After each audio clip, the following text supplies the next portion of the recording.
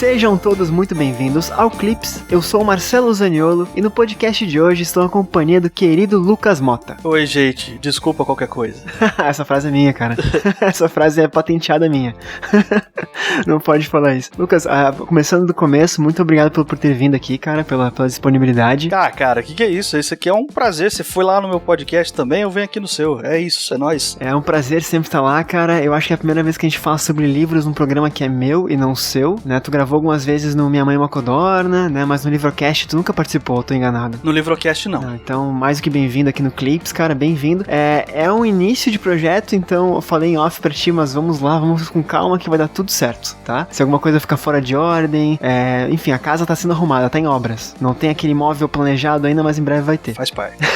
Cara, então eu e o Lucas aqui hoje vamos falar sobre Lugar Nenhum, um livro do autor Neil Gaiman, uma obra que foi publicada originalmente em 1996, faz bastante tempo já, eu não sabia disso, e o nome original, né, em inglês, é Neverwhere. Então tudo isso agora, logo depois da vinheta.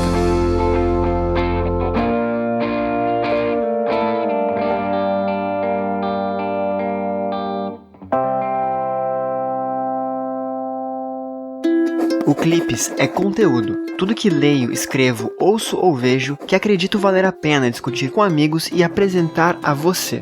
Para entrar em contato, fazer comentários ou enviar sugestões, acesse marcelozaniolo.com.br ou escreva para zaniolo.marcelo@gmail.com. Se quiser também, me siga nas redes sociais para novidades e atualizações. É só procurar no Twitter, Facebook ou Instagram por conteúdo Clips. Ou, claro, pelos meus perfis pessoais, por Celo_Zaniolo. Muito obrigado por ter vindo até aqui e ter dado o seu play. Desejo a você um ótimo episódio.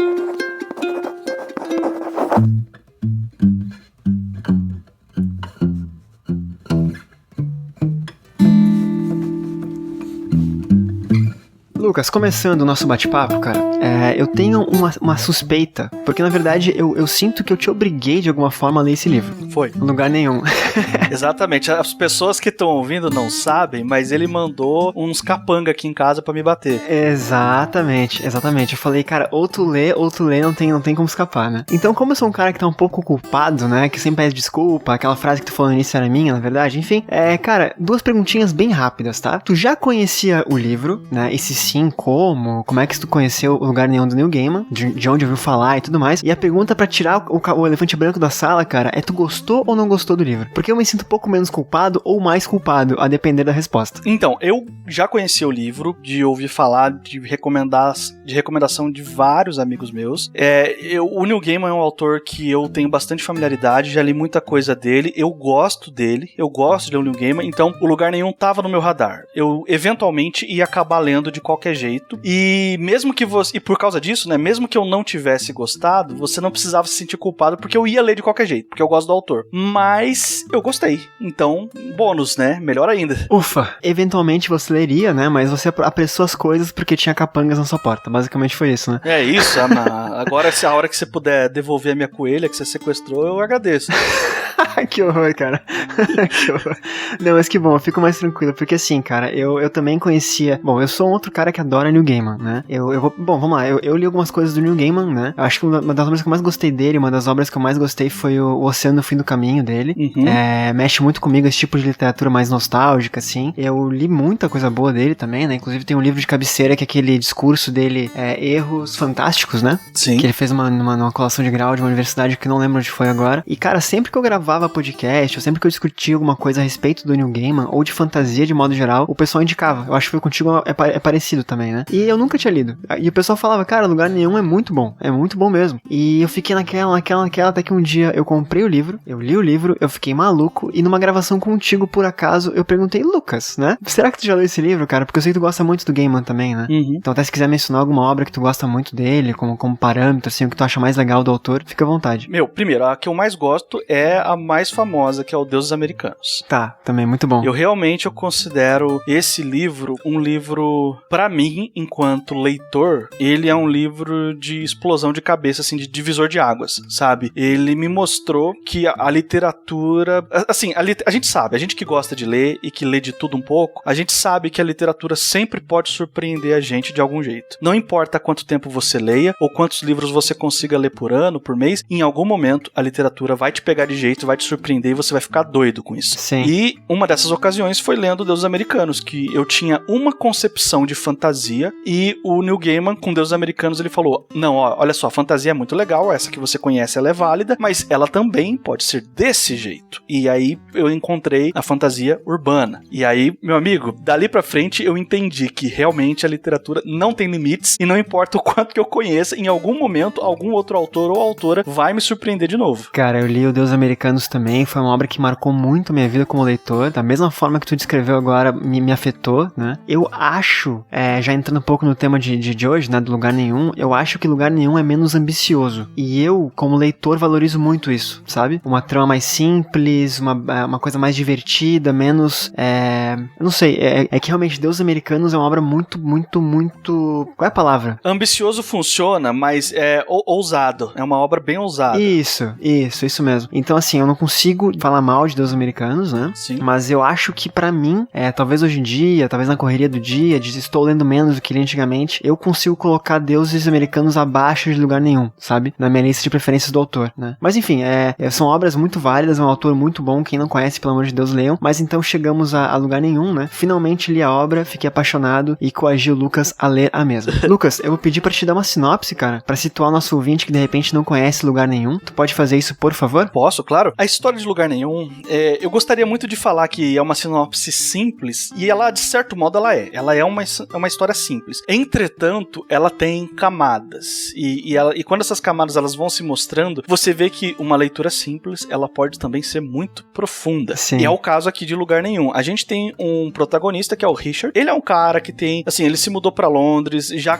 um cara que veio do interior, com medo da cidade grande, não queria muito, mas fez uma vida, arrumou um trabalho no escritório que tem uma rotina e ele não gosta muito dessa rotina, mas é o que tem, ele não conhece outra vida, então ele fica com aquela vida mesmo, que ele conseguiu pra ele, porque ele acha que é aquilo que tem que ser. Arrumou uma noiva, e essa noiva é uma pessoa, assim, completamente diferente dele. Ele é um homem apagado e tem dificuldade de tomar decisões, coisas simples da vida, ele tem dificuldade de tomar iniciativa, né, e enquanto ela não, ela é super dominadora no sentido, não de que ela bate nele, não é isso, mas no sentido de que ela tem uma personalidade mais expansiva, entendeu? Ela faz as vontades dela e ele tem que seguir, sabe? Esse tipo de gente. E um dia ela tá super assim, você vai jantar comigo porque hoje eu tenho um jantar especial com o meu chefe, ele é muito importante pra minha carreira porque você vai conhecer o meu chefe. E o Richard sai correndo do trabalho pra honrar esse compromisso junto com a noiva dele, andando na rua, e indo para o jantar, ele encontra uma moça na rua ensanguentada. A noiva dele quer deixar a moça ali com a desculpa de que outra pessoa vai passar e vai ajudar. Ele imediatamente se compadece da moça e fala, não, eu vou ajudar. Só que a moça faz um pedido inusitado pra ele. Por favor, não me leve pro hospital. Eu não quero ser atendida no hospital. Ele fica surpreso, acha estranho, mas ele percebe que ela tá numa situação complicada e ele decide que a desconfiança dele é menos importante do que ajudar ela. Então ele leva ela pra casa, pro apartamento dele, pra cuidar dela, dos ferimentos dela, e esquece o jantar da noiva. A noiva fica naturalmente irritada e vai pro outro caminho. Ela vai conversar lá com o chefe dela. E aí eles se separam a partir daí. Só que aí ele descobre, o Richard em pouco tempo descobre que essa moça não é uma moça qualquer e ela não é de Londres, pelo menos não da Londres que ele conhece. Ele é de um lugar chamado Londres de Baixo. É como se fosse uma espécie de cidade escondida no submundo, assim, da própria Londres original. É uma cópia de Londres, porém com outras regras e um universo completamente maluco. Eu queria poder dizer aqui pra você, ouvinte, que eu tenho aqui uma lista de regras da Londres de Baixo que é muito fácil de entender, mas é uma loucura. Não dá, entendeu?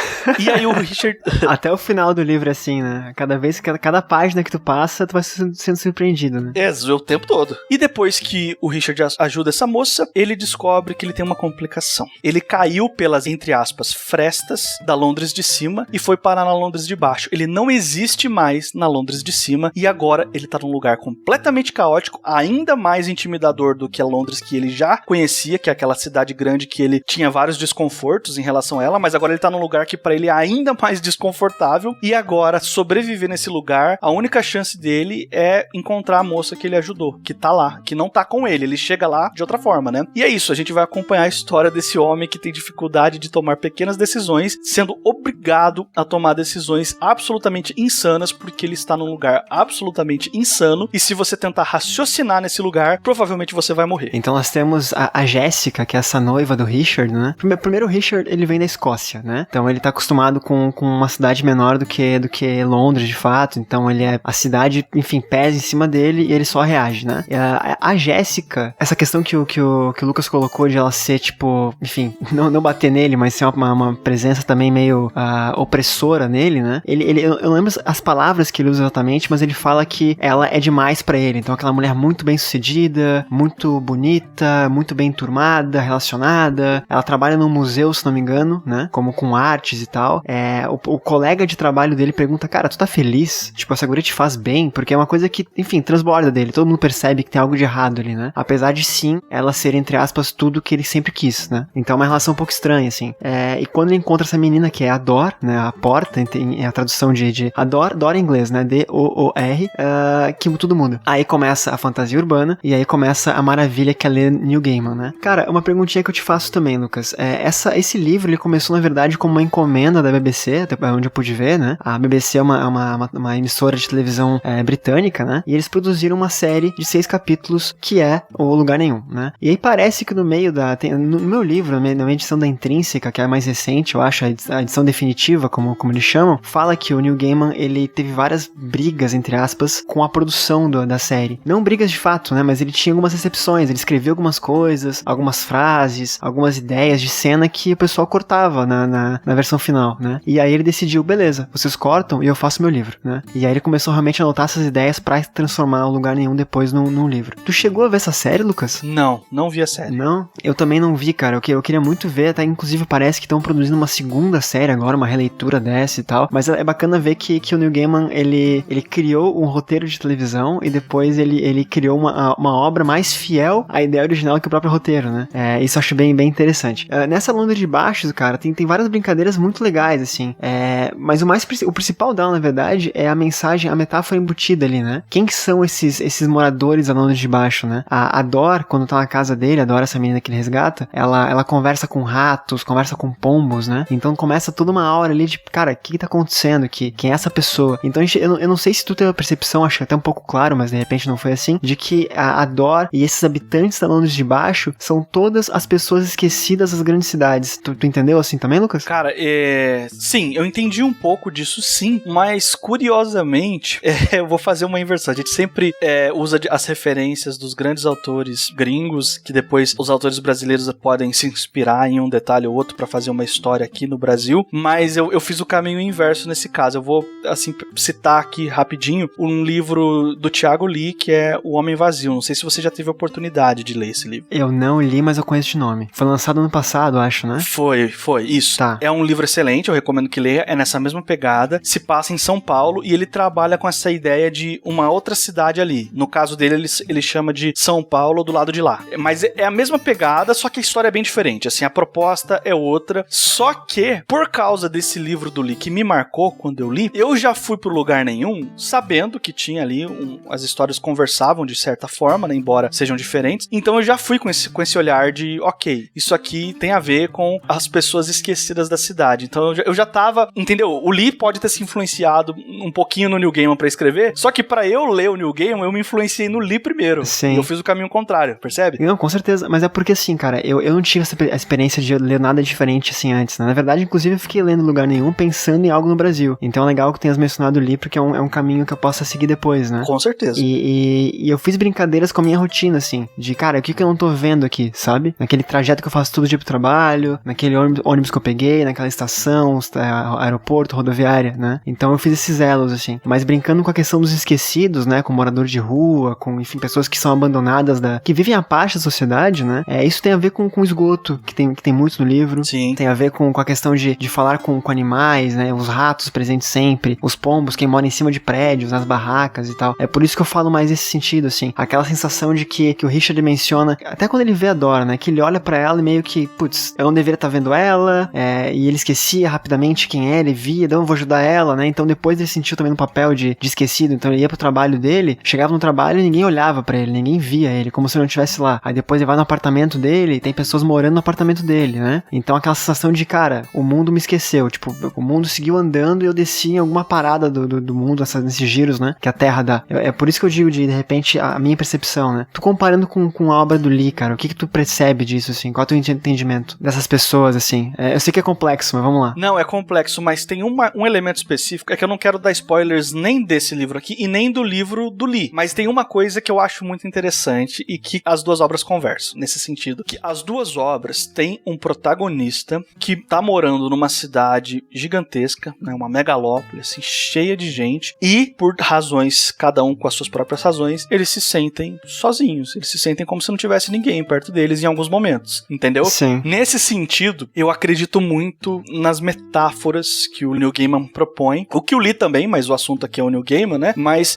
que eu acredito muito nas metáforas que o Neil Gaiman propõe nesse sentido de ter muitas pessoas ao seu redor não significa que você tem pessoas na sua vida, entendeu? São duas coisas completamente diferentes. Você tá cercado de gente não quer dizer que você tá cercado de amigos, que você tá cercado de pessoas que se importam com você. E esse tema, ele não é falado explicitamente aqui no livro, mas ele tá tão forte, cara, nos capítulos e nos enrolar da história, né?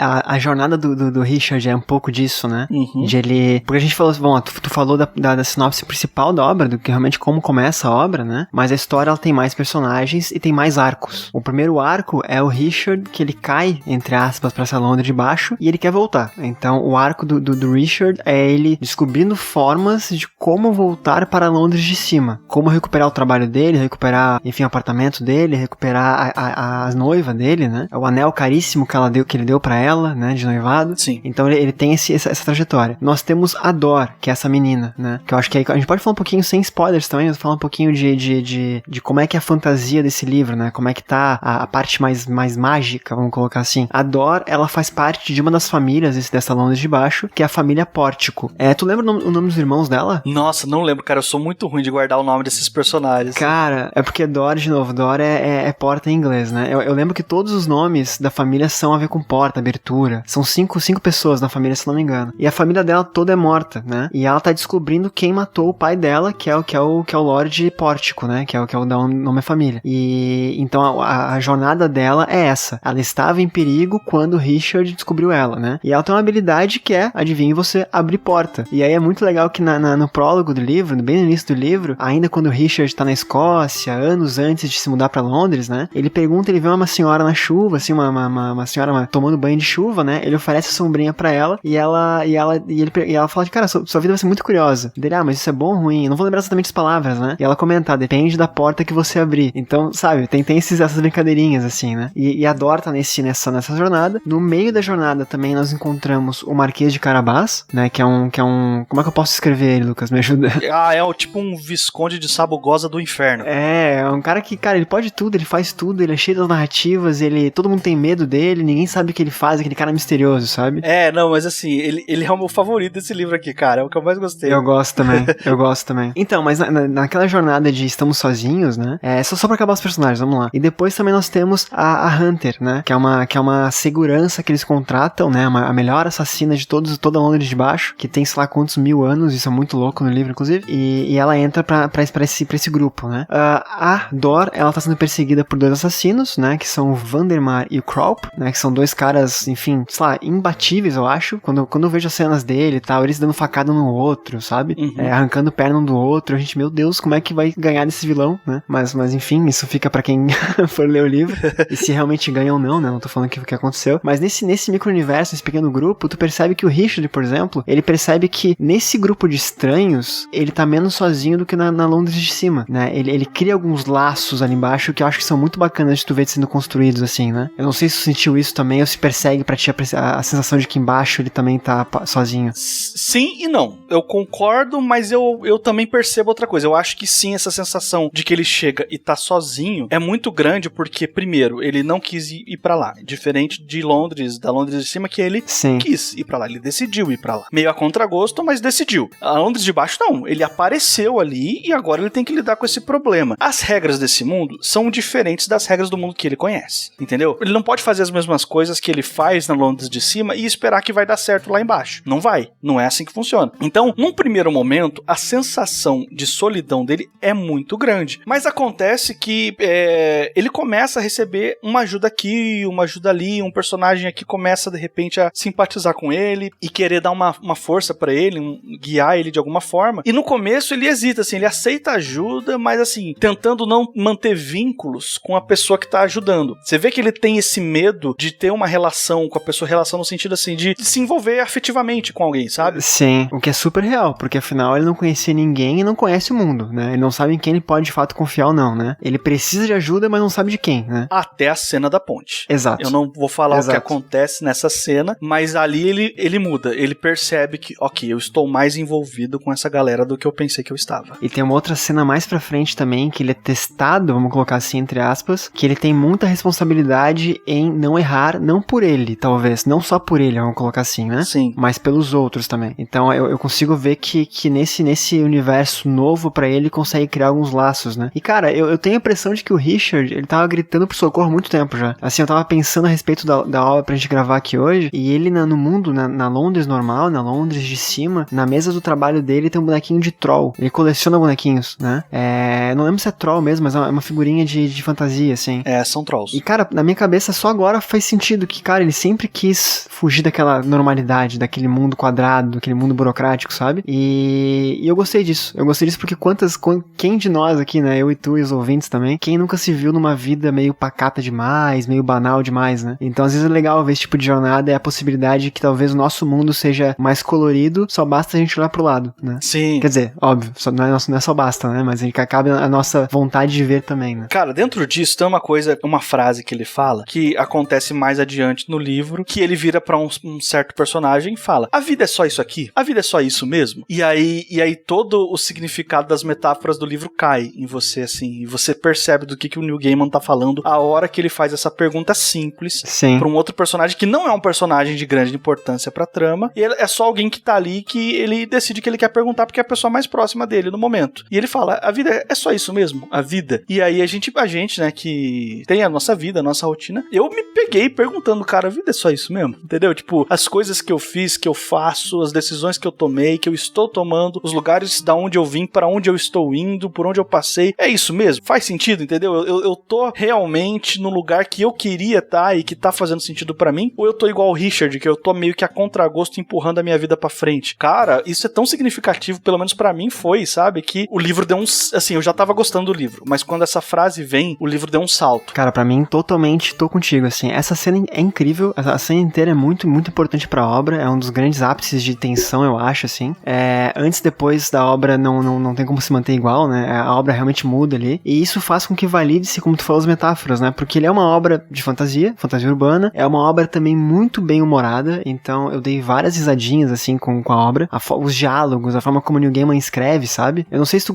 Cara, o jeito que ele tem de escrever essa obra, pra mim, foi muito particularmente prazeroso, sabe? As cheiradinhas, os comentários irônicos, sarcásticos, aquela questão que o Richard, às vezes, não sabe se as pessoas estão brincando ou falando sério, né? Uhum. Então, esse trecho que tu mencionou, essa frase, esse diálogo, essa cena, ele faz com que as metáforas da obra saltem ao leitor, né? E que a gente entenda que, beleza, tô lendo uma obra de fantasia, é uma obra de entretenimento, mas ela tem muita coisa real aqui, né?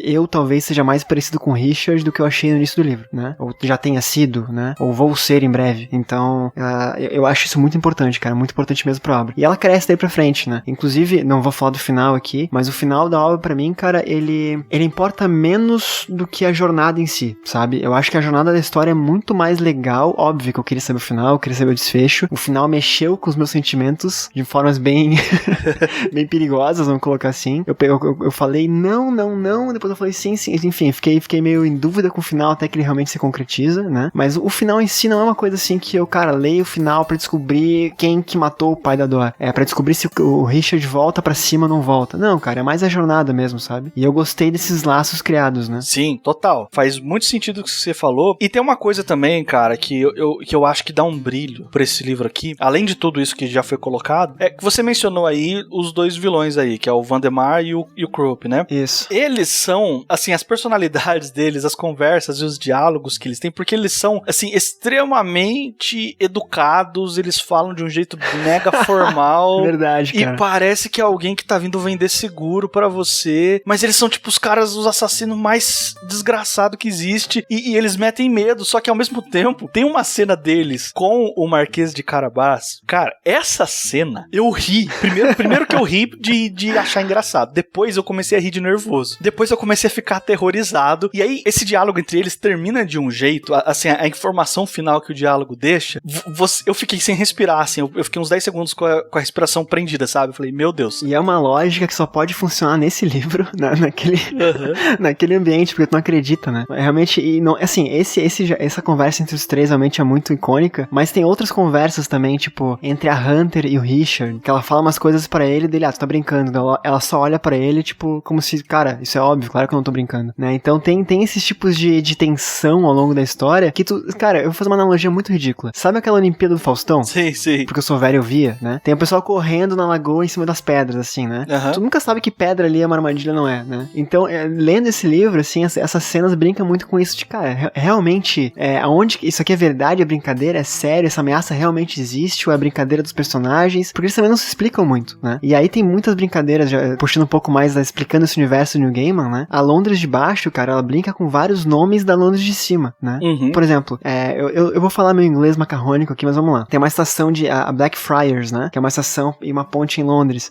Lá, cara, a tradução disso seria monges negros, né? E nesse universo tem monges negros lá. Como é que aquela outra estação é Earl's Court, acho que é. Sim. Que é uma estação que é bem importante em linha férrea, né? De Londres ali. E lá, Earl é tipo um conde, né? E nesse trem tem um conde, né? Que é o conde cara, assim, tem umas brincadeirinhas muito legais. E tem uma, por exemplo, que pra elucidar o que eu tava falando antes, não saber se é brincadeira ou não, que tem um bairro, não sei se é um bairro ou uma estação de trem, ou talvez os dois, né? Que é Shepherd's Bush. E aí Shepherds é pastores, né? E aí a Hunter fala, nunca vá lá. E aí, cara, tu já conheceu a Londres de Baixo, lendo o livro, tu já viu como é que eram os monges negros, tu já viu como é que era o conde, aí tu fala em pastores e não vá lá, tu pensa que tá bom, eu não quero ir.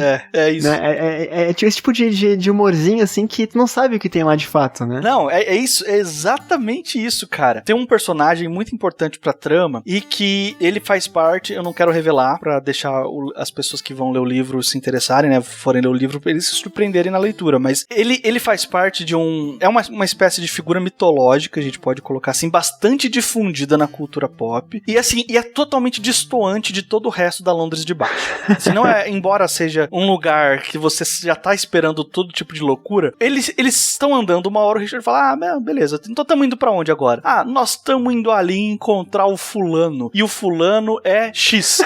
A hora que eles falam isso, eu já tava tão dentro do livro que eu falei, é claro que tem um X aqui, é claro que tem. Tinha que ter. Exatamente, por que não? Já tem todas essas loucuras todas que tá tendo aí. Eu já comecei a achar o livro assim, e sentir o tom do livro, quando no começo lá, vem um ratinho lá, né, o Richard vai falar com ele de qualquer jeito, e o pessoal que tá em volta fica puto, que aí você tá desrespeitando o rato aqui e tal. Eu falei, tá, já tô entendendo pra onde que esse livro vai, entendeu? Tipo, o Richard tem que pedir desculpa e tal. O arauto dos ratos, né?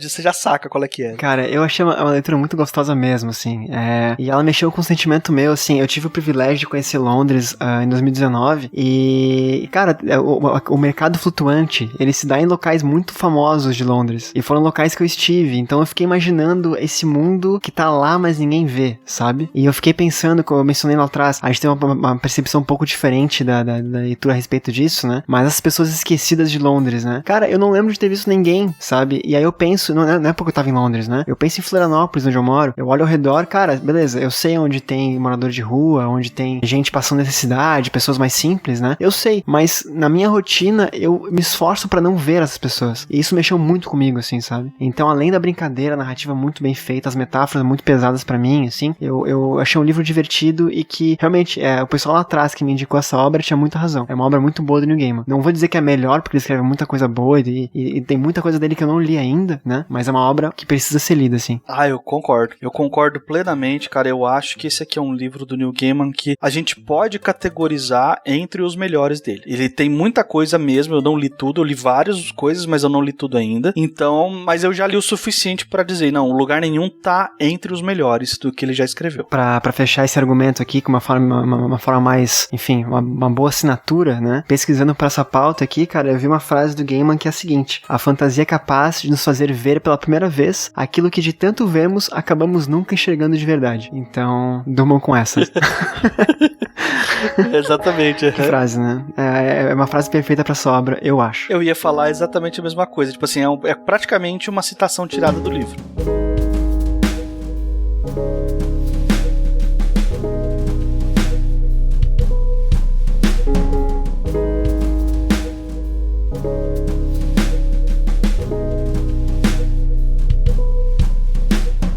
Lucas, tu que gostou do Marquês de Carabás, cara, tu chegou a ler a versão que tem um conto dele no final? Cara, não li porque eu tinha outras coisas pra ler pro outro podcast lá que eu gravo, então eu acabei pulando esse final, esse conto que tem extra, né? É bom? Cara, é bem divertido. Cara, o Marquês é muito legal, né? Pra quem não entendeu a história ainda, porque ele não explicou, né? Vamos lá. O Marquês tem uma cena em que ele some da história e ele volta depois. E aí tem uma diferença entre esses momentos que ele perde o casaco dele, que é um casaco inspetor bugiganga, né?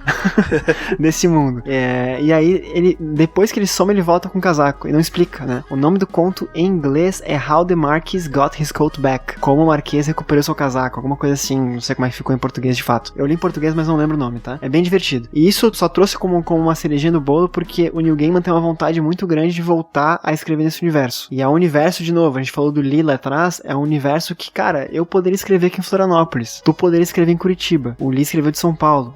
Não plagiando, não roubando ideias, né? Sim. Mas é uma possibilidade, essa fantasia urbana é muito boa, abre muitas portas pra brincar com o nome de Dor, né? Então, quem sabe a gente tenha mais coisas pela frente nesse universo, e eu leria com toda certeza. Seja sobre o Richard, seja sobre a Dor, sobre o Carabás, ou qualquer outra pessoa, eu acho interessante. Lucas, eu queria saber de ti, cara, se tem algum comentário final a respeito dessa obra, alguma conclusão? Tem uma coisa que é muito perigosa em qualquer forma narrativa, não só na literatura, que é quando você tem um protagonista apagado, um protagonista que não é o legal, que não é o poderoso, que não é cheio de poderes, tanto que do grupo, no núcleo principal de personagens, o único que não tem uma habilidade especial é o Richard. Então ele é justamente essa pessoa, é um protagonista que à primeira vista ele não tem nada a oferecer, ele não tem nada de especial, ele é um cara comum, cheio de medos, cheio de inseguranças. E como é que você conta uma história pelo ponto de vista desse cara e ainda assim faz a história ser interessante? E faz esse cara ser relevante, né? Exatamente. Como que você consegue pegar uma pessoa absolutamente sem sal e fazer o leitor se importar com ela? Esse livro responde essa pergunta. O Neil Gaiman responde essa pergunta. É isso que eu queria deixar aqui no final pra galera que tá ouvindo. Cara, perfeito. Cara, eu me vi como leitor, a experiência que eu tive foi torcendo por coisas totalmente antagônicas no início da leitura e no final da leitura. Uhum. Então eu acho que realmente passa bem por aí. Sem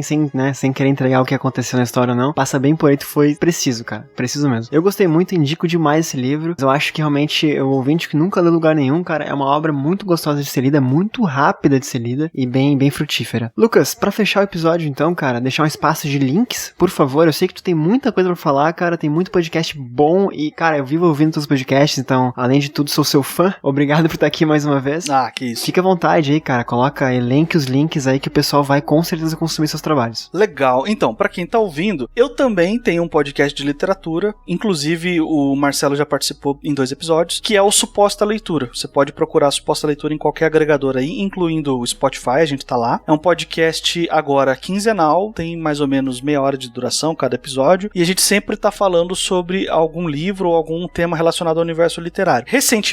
Mais recentemente, né, eu lancei um podcast novo, que é o Eu Que Escreva, que é um podcast voltado pra escrita, pra quem gosta de escrever, porque pra quem não sabe, eu também sou escritor, assim como o Marcelo. E aí pra quem gosta e se interessa por esse assunto, tá começando ou já escreve há um tempo, mas gosta de se aprofundar um pouco no universo da escrita, tem esse podcast aí também que você vai encontrar em qualquer agregador aí.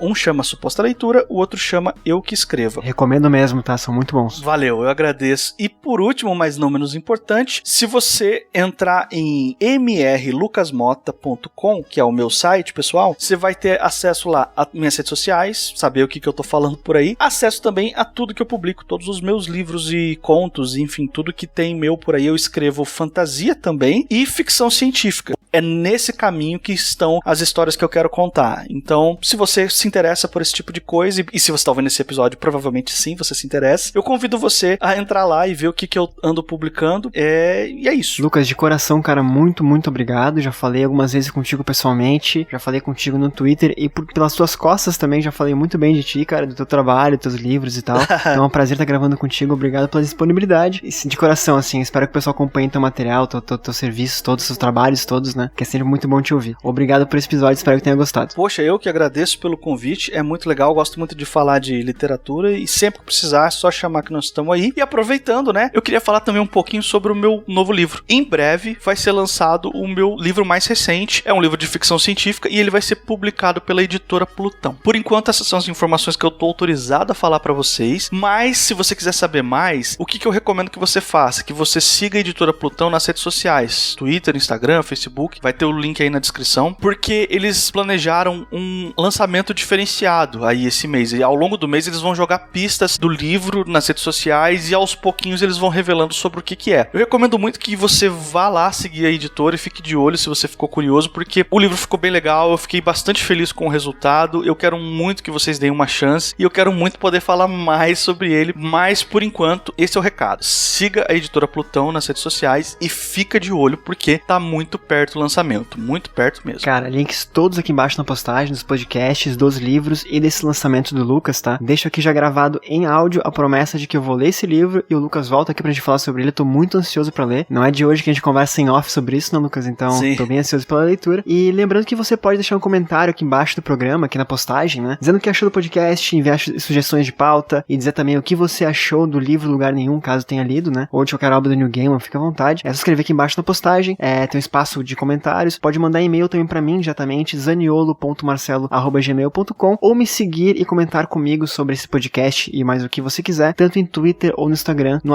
@celo_zaniolo. Lucas, pra fechar, cara, como tu gosta de fazer no teu podcast, quer deixar teu arroba também? Legal, eu tô disponível lá no Twitter e no Instagram, no @mrlucasmota, nas duas. Perfeito. Então por hoje é só. Com isso nos despedimos, né? Muito obrigado a todo mundo que nos ouviu até aqui e até o próximo episódio. Tchau. Falou.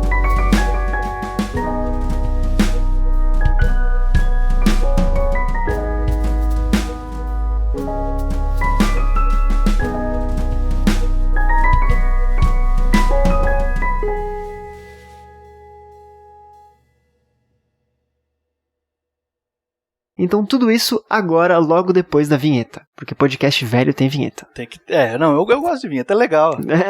É legal.